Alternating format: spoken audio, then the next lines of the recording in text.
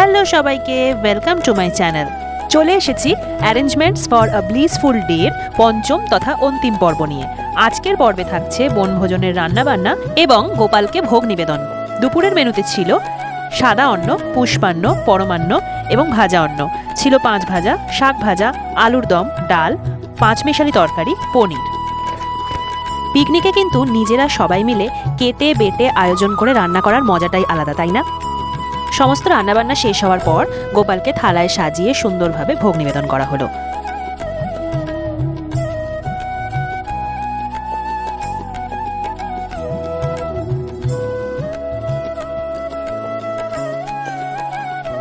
গোপালকে ভোগান্ন নিবেদন, আরতি, পুজো এবং কীর্তনের পর এবার আমাদের প্রসাদ গ্রহণের পালা।